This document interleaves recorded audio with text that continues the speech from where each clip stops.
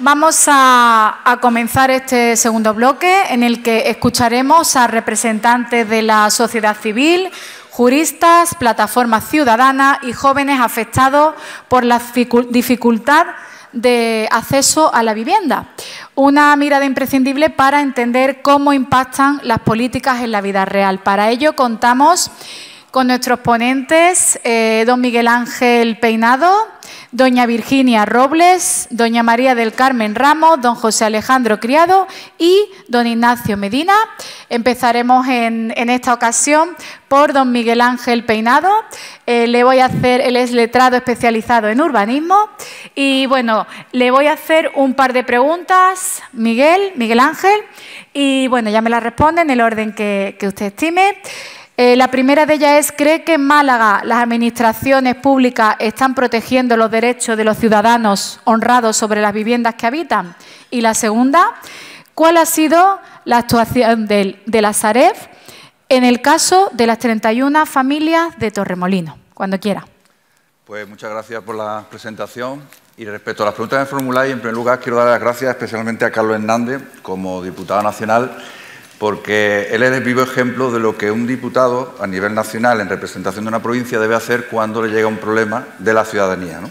Yo no lo conocía de nada, como a la mayoría de ustedes, le hice una petición por email después de buscarlo por internet y al poco tiempo me contestó. Había una comunicación fluida y ha permitido que él tenga de primera mano información de lo que ha pasado en la vivienda de Torremolinos y después proponerle iniciativas y comentarios que él ha aceptado de buen grado hasta el punto que me ha invitado. En segundo lugar, no soy especializado en urbanismo y lo tengo que decir por adelantado porque el compañero que después me va a seguir en las palabras dirá, ¿y este quién es? Si no lo he visto nunca en estos foros, ¿no? Entonces, no soy abogado especialista en urbanismo, soy abogado de a pie, que lo mío defiende a un propietario que ha visto su vivienda ocupada, que defiendo a una persona que está en su vivienda con su contrato y de repente llega la Sareb que lo quiere echar por un mero interés económico. Respecto a si las administraciones y todo lo que os cuento, os lo voy a contar de primera mano por este episodio que habréis visto en los medios de comunicación de la Sareb, de su forma de actuar, y si no llega a ser por eso, pues no, ni siquiera estaría aquí hablando seguramente, o seguro. Entonces, ¿las administraciones públicas se comportan en situaciones como esta? La respuesta de inicio es no. Habréis visto alguna vez, o no sé si todos o algunos, en Facebook, cuando veis las partidas esas interminables, los puntos interminables de ping-pong, ¿no? La pelota va de un lado de otro, de un lado de otro, y llega un momento en que después de 30 o 40 toques, pues uno dice, a ver cuándo va a terminar el punto, ¿no? Bueno, pues esa es la sensación que normalmente uno tiene, y en este caso, menos mal que había un punto final, y además ha sido positivo en este asunto, ¿no? La pelota va de un lado para otro, uno se echa la responsabilidad al otro. Como ha dicho antes la persona que me ha precedido, Violeta, la atomización que ella hablaba respecto a la presentación de los informes que ralentizan toda lo que es la burocracia para obtener licencias, pues en estos casos también pasa lo mismo. La atomización de administraciones y además todas ellas y cada una de ellas, o muchas de ellas gobernadas por distintos partidos políticos, hace que cada uno intente echar la culpa al otro sin dar una respuesta. En este caso, en Torremolinos, el Partido Popular, por ser el partido gobernante, pues se ofreció inmediatamente a colaborar y ayudar, porque le incumbía, obviamente, y se han portado, pues, según mi criterio, de forma estupenda. Yo no contacté con nadie más de Torremolinos, pero también, como he dicho antes, contacté con Carlos, que ya habían presentado, y yo había visto la noticia, habían presentado una proposición, una pregunta parlamentaria, y después han presentado una proposición no de ley. Entonces, gracias a esas actuaciones, primero a la presión que se puede hacer desde el Gobierno, desde el Parlamento español, y por otra parte la buena actuación que ha tenido el Ayuntamiento a través de sus representantes, y me consta que también hay concejales de aquí que a través de algunos de los afectados han intervenido, bueno, pues se le ha podido dar una solución. La respuesta que da Sareb cuando el Ayuntamiento se pone en contacto con ellos, en la primera conversación que se mantiene con ellos, es: no estamos aquí hablando por la presión mediática. Bueno, eso es mentira. Si la presión mediática es precisamente la que la ha hecho actuar a Sareb. Eso respecto a la actuación de las administraciones. Por lo tanto, yo entiendo que las administraciones tienen que, a veces, no solamente oír, sino escuchar al ciudadano. Y los políticos tienen que hacer lo mismo. Y yo entiendo que hay mucha materia gris en todos los partidos políticos para llegar a consenso. Lo que pasa es que está claro que hay una estrategia de confrontación que hace que no sea posible llegar a ese tipo de acuerdos que, al fin y al cabo, 29 personas en este caso y otras muchas y miles a nivel nacional necesitan, pero sin embargo no se llega a ese acuerdo.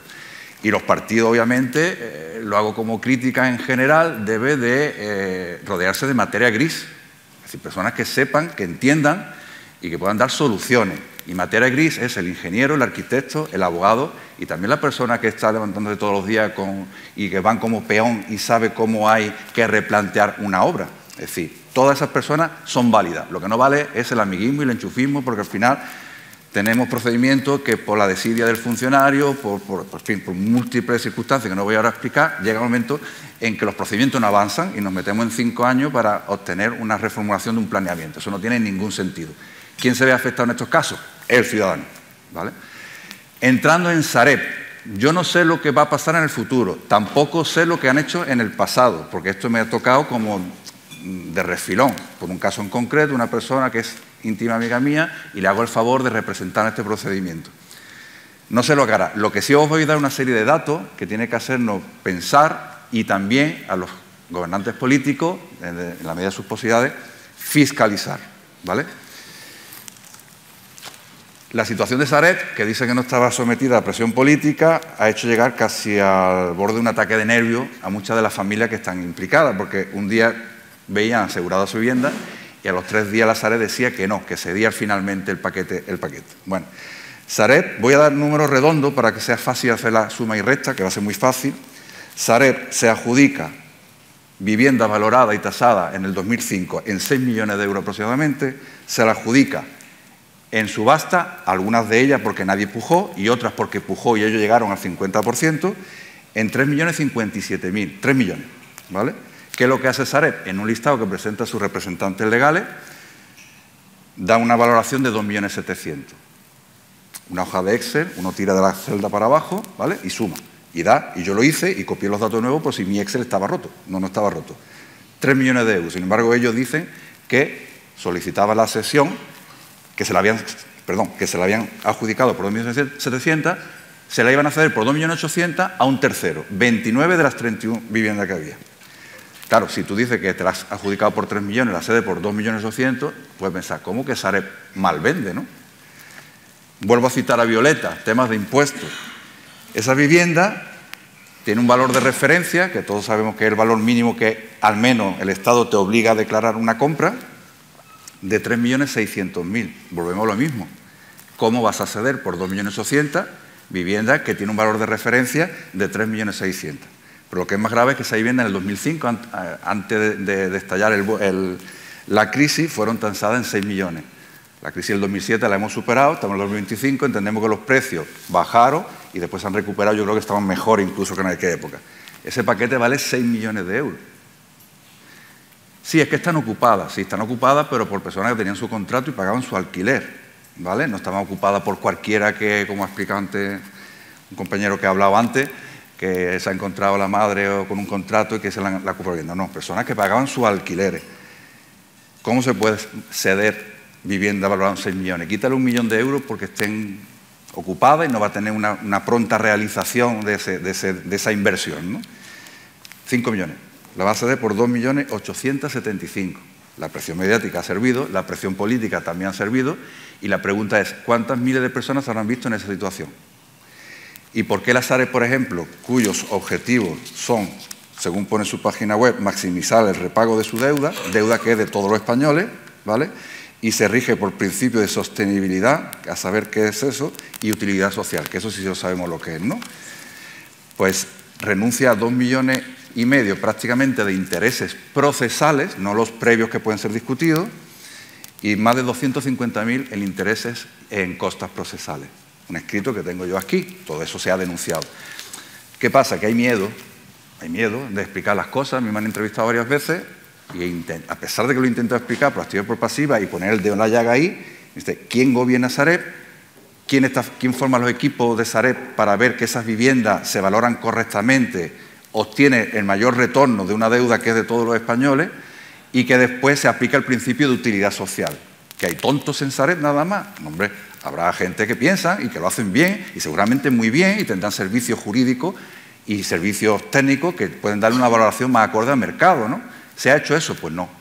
Si no se hace eso, pues lo que se va buscando es precisamente el beneficiar al amigo, yo lo digo así de claro, y a obtener un retorno de forma indirecta a saber cómo. ¿Pero sostiene? Pues sí, porque de 2.800.000 que se van a ceder hasta 6 millones que vale ese paquete, pues ya hay mucho dinero en juego, ¿no? ¿Y quiénes son las personas afectadas? El ciudadano. El ciudadano. Televisión Española no ha querido recoger esta noticia, Cintora tampoco ha querido escuchar eso, que me iba a dar entrada en directo y al final ni en directo ni por videollamada ni nada. ¿Por qué? Porque está todo politizado, está todo mediatizado, hay miedo y el poder manda. Y como manda el poder, pues sin embargo, cuando uno quiere decir las cosas claras, no te las dejan decir. Yo lo he explicado perfectamente. Es más, lo presenté en el juzgado para que le llegase directamente a Sareb. Y en este caso, salvo un error judicial que hubo, que fue tenerme por personado en una parte de la causa en la que no debería haber estado yo personado, legalmente hablando, he tenido esa información. Al tener esa información la he podido trasladar, se ha podido formar, por así decirlo, la pelota y al final una serie de personas se han visto beneficiadas. También tengo que decir que en España somos muy pícaros, ¿no? Y entonces, pícaros son algunos de los 29 viviendas. Bueno, un inciso. Tenía 31 a Sareb, las 29 no las ha cedido por presión social y otras 2 tuvo el cuajo de ir al juzgado y entregárselas a terceras personas individuales que se le habían ya llegado al acuerdo. ¿Quién eran esas personas? No lo sabemos, pero que se la han cedido después de incluso la presión mediática y después de habérselo dicho. ¿Por qué hicieron eso? Porque les dio la gana. Efecto inmediato, la persona que se adjudicase bien, o que se lo ceden, estaba pegando a la puerta de la persona vulnerable, muchas de ellas en este caso, de verdad, diciéndole que se tenía que ir de la casa. Los poderes públicos están ahí para gobernar, para ser eficaces en la gestión de los recursos públicos y si no lo es hay que fiscalizar con personas que entiendan o que puedan aportar su materia gris, como he explicado anteriormente. Entonces, a la vista de eso, ¿qué es lo que ha pasado? Pues que no interesa, ¿Qué puede pasar en el futuro si no se fiscaliza? Pues esto mismo volverá a pasar. El interés económico, el hombre por inercia tiene la tentación de pecar, ¿no? Y si hay dinero por medio, la tentación es máxima. Don Miguel Ángel Peinado me va a permitir que le interrumpa. Muchísimas gracias por su intervención, muy interesante, pero me quedo sin tiempo. Muchísimas gracias. Paso a nuestra siguiente ponente, doña Virginia Robles, vicepresidenta de Aprovig. Virginia, para ti tengo las siguientes preguntas. La primera, ¿qué medidas urgentes exigen como asociación ante el deterioro de la seguridad jurídica del propietario? Y la segunda es si perciben mayor protección al ocupa que al propietario en los juzgados. Cuando quiera. Buenos días. Gracias por la invitación y por dar voz a miles de ciudadanos que están sufriendo en sus carnes el problema de la inquiocupación y la ocupación. Bueno, ya me ha presentado, gracias por la presentación. Y, en primer lugar, ¿qué medidas legislativas? Nosotros, sobre todo, luchamos con la contra la derogación del Decreto 11/2020, que es lo que está impidiendo que un propietario pueda recuperar su vivienda y está indefenso jurídicamente. Cuando su inquilino o un ocupa entra en una propiedad privada, de muchos propietarios, no, ni grandes rentistas, nada, personas normales, trabajadoras, jubilados, se encuentran con una tapia con este decreto cuando ellos se consideran en estado de vulnerabilidad. Vulnerabilidad que se le otorga con unos requisitos muy laxos, siempre y cuando cobren menos de 1.800 euros, tengan menores a cargo o sean mayores de 65 años, pues son vulnerables y no hay manera. En los juzgados están protegidos por la legislación, con juicios larguísimos que nunca llegan, y nos encontramos ante esa problemática. La falta de vivienda, como a mí ya me la han jugado, yo he tenido suerte y he podido recuperar, pero mi vivienda la he cerrado. Miles de propietarios las están cerrando o se van al alquiler turístico, que da mucha seguridad un alquiler tradicional a largo plazo. Pero claro, si se me va a quedar una familia, voy a necesitar mi vivienda y el decreto va a impedir que la recupere, pues yo la cierro porque me va a generar menos gastos que mantener a una familia que no es la mía ni me compete mantener a nadie. El decreto recoge perfectamente que son los organismos oportunos los que tienen que hacerse cargo de ellos, pero no se está aplicando a la realidad. Los asistentes sociales están atados de pies y manos, pero es que tampoco hacen una revisión exhaustiva de estos requisitos de la vulnerabilidad. Ellos exponen el informe de vulnerabilidad, ya son vulnerables para los restos de los restos. Cuando trabajan, y como ha dicho aquí el señor Peinado, que muchos no son vulnerables de verdad. Él ha comentado, los que viven en Torremolinos son vulnerables de verdad. Pues esa coletilla hay que tenerla en cuenta. Hay mucha gente que está haciendo fraude, se está aprovechando de la legislación y por culpa de todos ellos están pagando inquilinos honrados que pasan procesos de selección de alquiler increíbles y es que nadie quiere alquilarle como no tenga una nómina mayor de 2.000 euros. Si tiene hijos a cargo, es un problema, una pescadilla que se muerde la cola y la derogación de ese decreto sería lo que nos diera una seguridad, pero vamos, pedimos seguridad jurídica en todos los sentidos, tanto el inquilino como el propietario, pero que si el propietario tiene una certeza de que en caso de impago se le va a aplicar una medida como el moroso de toda la vida y no lo tienes que tener en tu vivienda durante 4 o 5 años, pues entonces más gente se animaría a sacar su vivienda al mercado de alquiler. Claro. Muy interesante, muchísimas gracias, Virginia. Vamos a pasar a nuestra siguiente ponente, doña María del Carmen Ramos, de la Plataforma de Afectados por la Ocupación. Adelante, Mari Carmen, te voy a hacer las preguntas. La primera es, ¿qué dificultades legales encuentran los propietarios que sufren una ocupación en Málaga? ¿Y qué cambios, la segunda, qué cambios legislativos permitirían proteger verdaderamente el derecho a la propiedad? Bueno, buenos días a todos. Igual que Virginia, daros las gracias por darnos voz.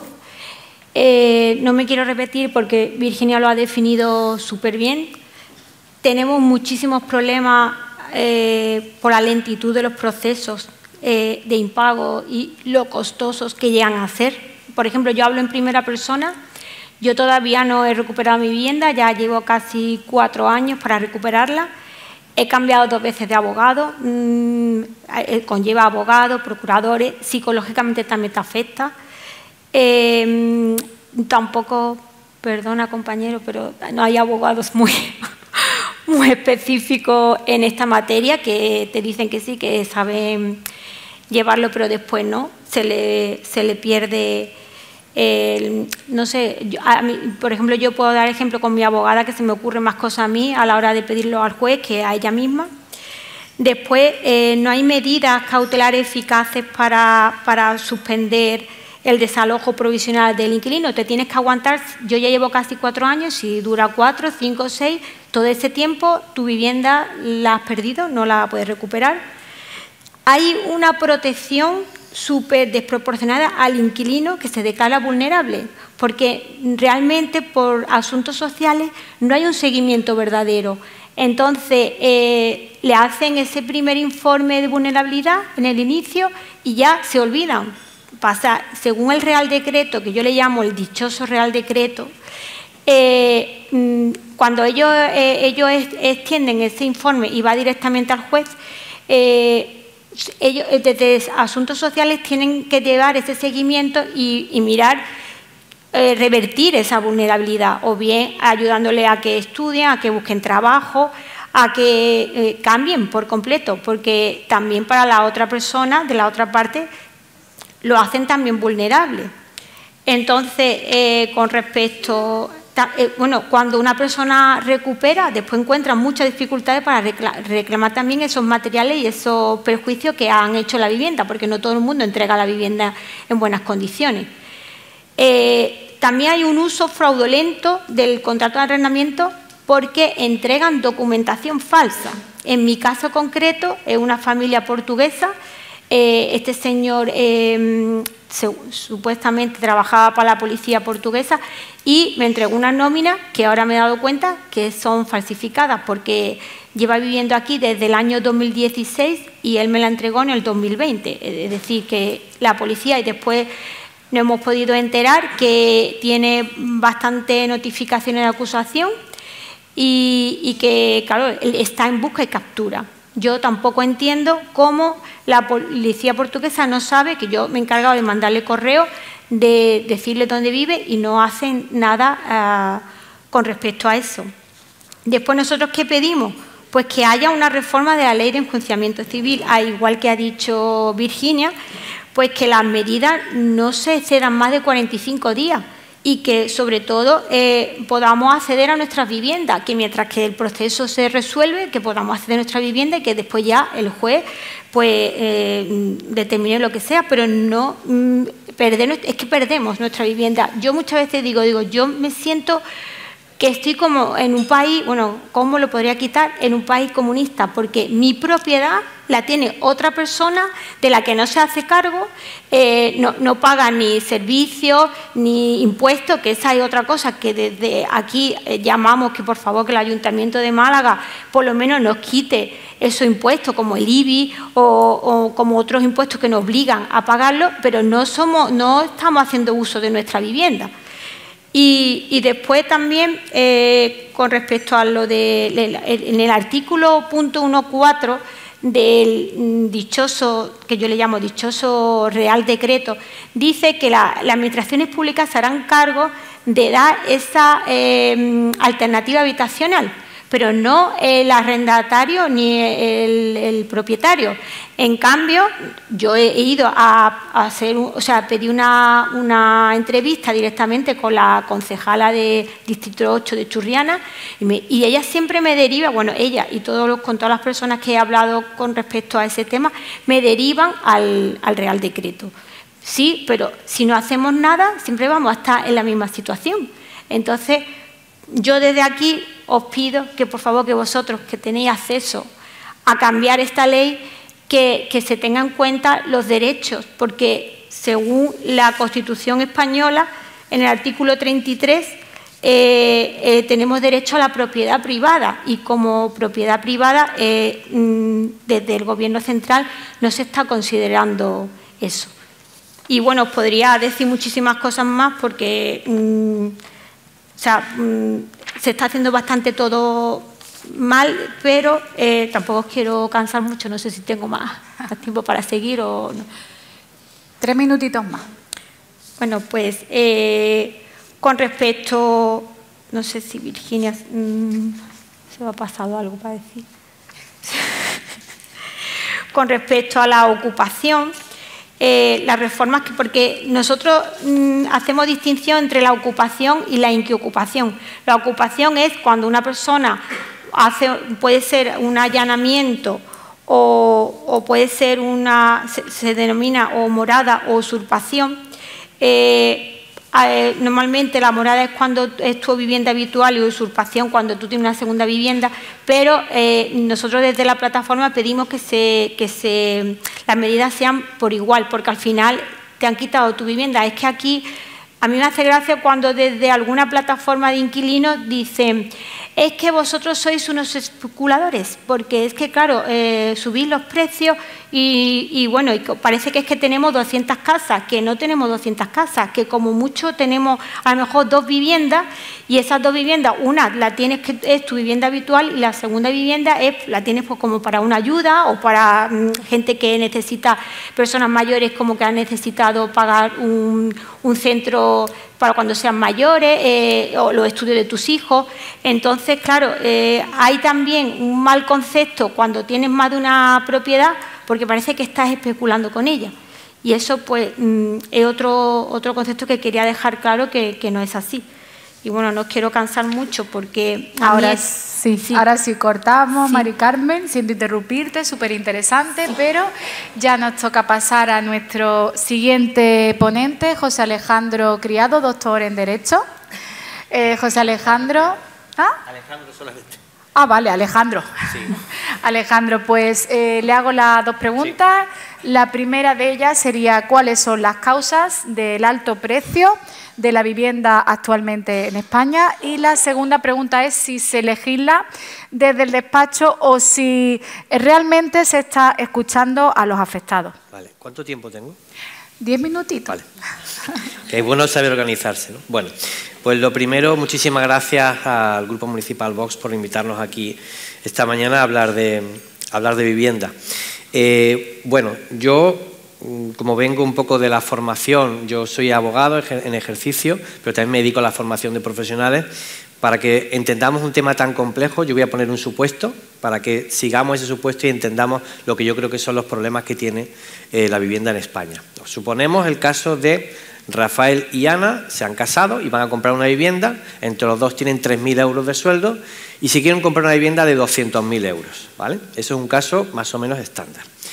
Bueno, ¿qué problemas tienen para acceder a esa vivienda? Bueno, yo creo que tienen causas, primero, económicas, segundo, financieras y en tercer lugar son causas fiscales.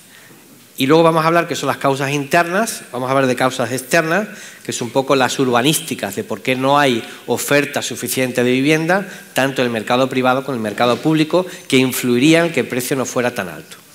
Bueno, en primer lugar, ¿qué causas económicas tiene este matrimonio que se ha casado y quiere comprar una vivienda? Bueno, lo primero hay que comparar con otra época en la cual nos quieren prohibir que nos comparemos, en la cual, pues en los años 60-70, pues un matrimonio con 4 o 5 hijos, un sueldo normal, pues se podía permitir pagar una vivienda en aproximadamente 15 años y no había gran problema.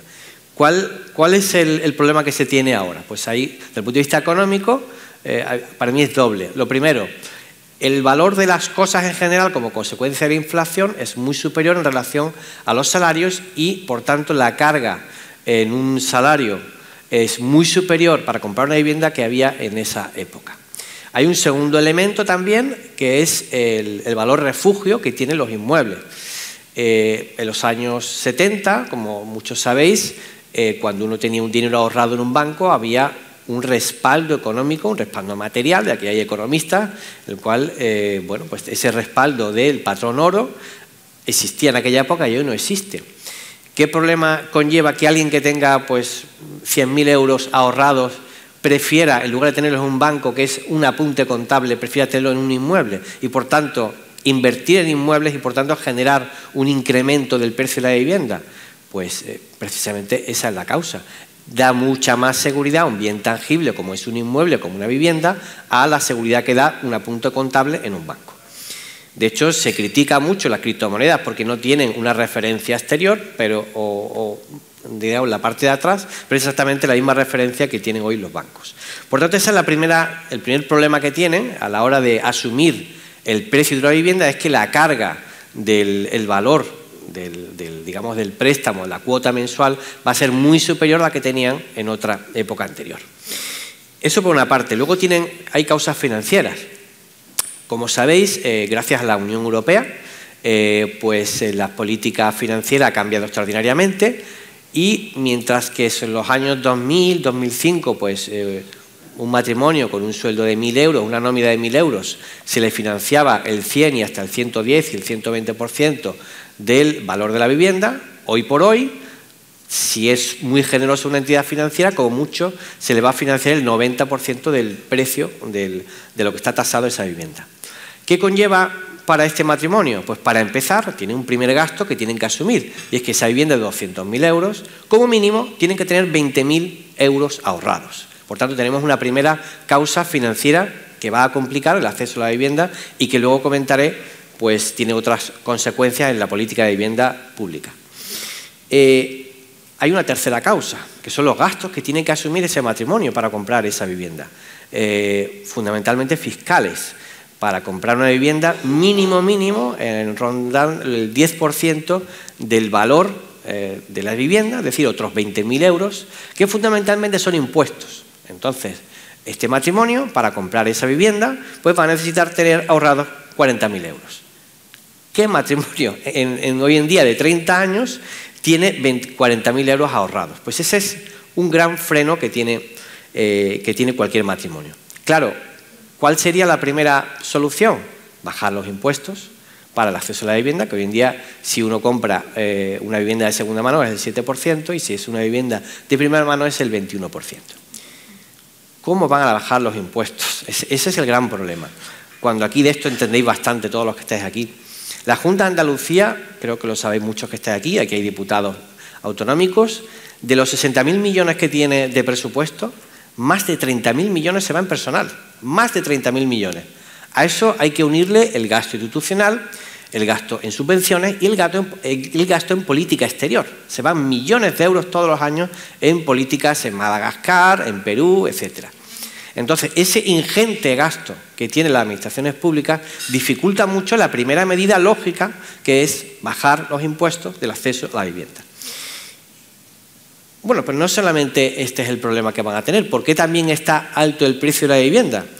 Bueno, pues porque hay una política de vivienda que tiene una doble ramificación, nacional y europea, que promueve que salgan muy pocas viviendas privadas al mercado y, por tanto, el precio de la vivienda suba. Es decir, la ley de la oferta y la demanda es que si la oferta es insuficiente y la demanda es muy alta, por lógica, los precios suben.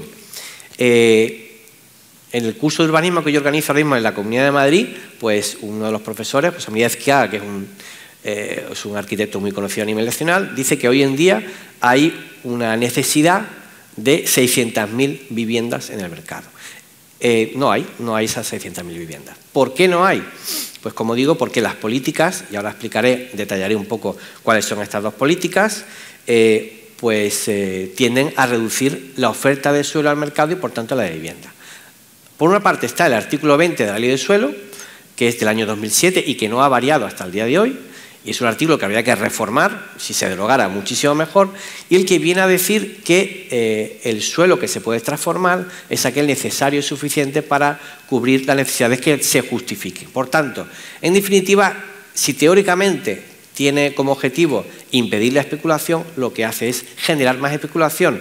No hay suficiente oferta, porque la ley es muy restrictiva y, por tanto, si no hay la suficiente oferta de vivienda, el precio sube.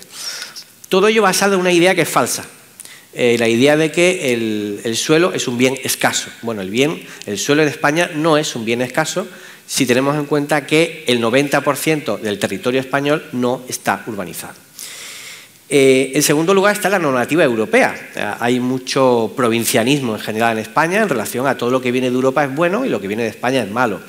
Hay una de las legislaciones más perjudiciales al urbanismo español es la evaluación ambiental estratégica, que habría que derogarla.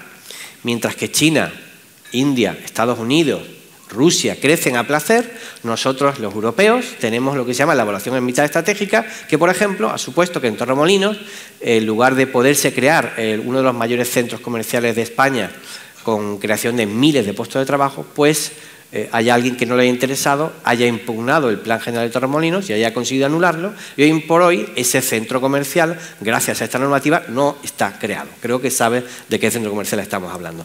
¿Y por qué no se ha creado? Por esta normativa, la evaluación ambiental estratégica, que es muy, muy negativa en general. Y luego, finalmente, si hablamos de las políticas privadas, que se disminuye la posibilidad de oferta de vivienda privada, porque las políticas públicas no hacen vivienda, no construyen viviendas. Yo ya he dicho dos causas. ¿De dónde van a sacar el dinero las administraciones públicas si tienen que gastarlo en política exterior, en personal, en instituciones y en subvenciones? No tienen dinero, tienen que gastarlo en esos gastos innecesarios. Por tanto, en los últimos años, los últimos 10 años, yo creo que en Andalucía no se han construido por parte de la Junta de Andalucía más de 1000 viviendas protegidas, ¿no? Eso por una parte. Por otra parte también, ¿por qué no se construyen viviendas nuevas para las nuevas familias? Pues porque los bancos tampoco las van a financiar. Por tanto, si hay viviendas, como pasó en el Parque Soliva de aquí de Málaga, que no se pueden comprar porque los bancos no dan préstamos, pues en ese caso las viviendas quedan vacantes. ¿Y para qué construir viviendas para compra si no hay bien quien las compre? Por tanto, lo único que se puede hacer son políticas de vivienda en alquiler. Pero volvemos al mismo problema. Si las administraciones públicas no tienen dinero para construir viviendas en alquiler porque tienen de alguna forma que tener un dinero inmovilizado a largo plazo y con una rentabilidad a largo plazo, pues evidentemente no van a poder sacar viviendas en alquiler. Vamos bien, ¿no? Alejandro, 1.000.000 de gracias por ese control del tiempo, ¿eh? Sí, yo creo que... ¡Qué control! Muchísimas gracias. Pasamos ya a nuestro último ponente de este bloque, Ignacio Medina, un joven afectado. Ignacio, te voy a hacer igual un par de preguntas. La primera es, ¿qué sensación tiene la juventud malagueña de frustración o resignación? Y la segunda, si veis viable la emancipación sin el apoyo institucional o familiar. Bueno, en primer lugar, buenas tardes. Luego quiero dejar claro una cosilla. Yo tengo el honor de representar a los jóvenes, pero no represento a todos los jóvenes. Yo represento a esos jóvenes que hemos hecho lo que tocaba. Es decir, esos jóvenes que siempre nuestros padres nos han dicho: estudia, trabaja y tendrás un futuro. Esos jóvenes que mientras estudiamos nuestra carrera universitaria teníamos un trabajo. O nos dedicábamos al 100% a ellos. Y aún así nos vemos sin posibilidades. ¿Qué vamos a sentir esos jóvenes? Esos jóvenes sentimos frustración. Sentimos frustración porque no estamos contentos con la situación actual y no nos vamos a contentar con ella. Yo creo que todos aquí de pequeños hemos hecho el ejercicio, cuando estábamos en preescolar a lo mejor, de dibújate cómo crees que serás de mayor. Todos ilusos nosotros, con 18, nos dibujamos, yo tendré 20 años y tendré una casa. Pero es que los niños que hagan eso hoy nos tendrán que dibujar con barba y canas. Los jóvenes nos emancipamos a los 30 años. Yo tengo 23 y ya tengo barba. Entonces, ese niño tiene que dibujar con unas barbas largas o una mujer ya canosa, porque aún así no se va a poder emancipar. Esto pensamos que la vivienda es un único problema, pero a mí me gusta contemplarlo como una bola de nieve. Cada vez se hace más y más y más grande. ¿Por qué? Se retrasa la vida. Yo tengo la concepción de que no se puede concebir a un niño si no estás en una vivienda con tu pareja y tienes una estabilidad. Si no podemos acceder a la vivienda, afectamos a la natalidad. No podemos tener niños en casa de nuestros padres, que sí que se tienen, pero es una pena por ello. En otro lugar, insisto en que estamos frustrados por eso, porque no nos vamos a contentar con ello. Y siempre que exista un ápice de esperanza, vamos a luchar por ello. El otro día, en un taller de oratoria, que Yolanda, que está aquí, asiste con frecuencia, un compañero que está ahí al fondo, que era concejal, nos preguntaba: oye, ¿y los jóvenes habláis solo de alquiler? ¿Por qué? Mire, si está difícil el alquiler, como bien ha explicado el doctor, ¿cómo vamos a pensar en una compraventa? Si primero, antes de correr, hay que aprender a caminar. Que nosotros caminamos y nos ponen la zancadilla una y otra vez. En cuanto a la segunda pregunta, si vemos posible emanciparnos sin la ayuda del Estado o nuestros padres. Qué pena que me tengas que hacer esa pregunta. Pero si da pena la pregunta, yo creo que más pena da la respuesta, ¿no? Es inviable. Mire, yo no me considero especial ni nada por el estilo. Sí, trabajo. Actualmente, miren, tengo 2 trabajos. Acabo de estudiar, acabo hace poco mi máster, este 12 de junio tengo un examen estatal para colegiarme como abogado. Trabajo en un despacho de abogados y aparte tengo un trabajo que llevo manteniendo desde primero de carrera. Esto me repercute unos ingresos que hace 10 años serían elevados. Yo a día de hoy no me puedo plantear una vivienda tan siquiera. Y al igual que yo, miles y miles de jóvenes. Los jóvenes no queremos que nos den nada. Los jóvenes de Vox no queremos que nos den nada. Queremos que nos permitan conseguirlo. Muchas gracias. Muchísimas gracias, Ignacio. Bueno, me gustaría hacer una pregunta cruzada a aquellos que la quieran responder, y es si pensáis que la vivienda se está pensando con las necesidades que tiene a día de hoy la sociedad o en el margen del beneficio. ¿Alguien que se moje? Yo creo que el margen de beneficio, a todo el mundo le gusta el dinero, y el que no, que levante la mano y tire la primera piedra. Y está claro que hay mucha especulación, y el que compra por 100 quiere vender por 300. Y cuando escucha, es que la misma la han vendido por 350, y dice, pues a ver si soy yo capaz de llegar a 400. Y lo intenta también. ¿Qué pasa? Que como la oferta no existe prácticamente, pues no, eso que sería viable en un mercado un poco más regularizado, en donde hubiese oferta de vivienda o vivienda usada que se pudiese comprar, vender, promover, VPO, lo que había hace ya muchos años. Yo compré una VPO en el año 99 y había todo tipo de casas. Yo podía haberme comprado esa, que la compré porque no tenía más recursos, pero también podría haber comprado una en el Bajondillo, en Torremolinos, por 20 millones de pesetas en vez de 10, que es lo que costaba. En vez de 60.000, 120.000. Pero eso hoy en día no existe. Es decir, todos los problemas que se han estado barajando, políticos, legislativos, impiden que haya una oferta de demanda adecuada que permita que el mercado más o menos pues, funcione. Y como no funciona, pues El que tiene una vivienda quiere obtener el máximo beneficio y en vez de alquilarla porque tiene miedo, pues la vende y obteniéndole un 100% de beneficio, si lo puede conseguir en 6 meses, mejor que en un año. Entonces ese es el problema. Sí, como bien ha dicho el compañero, perdón, el letrado, esto es escurrir el bulto, considero yo, es echarle la culpa a alguien. Hay que siempre, en la política, pese a que estemos en un partido político, se busca echar la culpa a otros. ¿Y el malo quién es? El malo es el que tiene una vivienda y la quiere vender más cara. Pero es que yo creo que todos, como bien dice él, tenemos esa intención. A todos nos gusta el dinero, todos trabajamos por un motivo. Entonces, sí se plantea como un problema el tema de que no se trabaja para los ciudadanos, pero es que yo considero que el que compra una vivienda no es el que tiene que trabajar para el ciudadano. El que compra una vivienda se la ha currado, ha trabajado y ha conseguido esa vivienda con lo difícil que es. Entonces, no podemos atacar siempre al sector privado, sino hay que fomentar que el sector público sea el que nos ayude a los ciudadanos, que es el deber del sector público.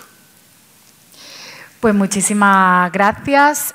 Bueno, damos por finalizado este bloque. Gracias a todos vosotros por mostrarnos el lado humano y jurídico de este gran problema. Y bueno, gracias a Miguel Ángel, Virginia, María del Carmen, Alejandro e Ignacio.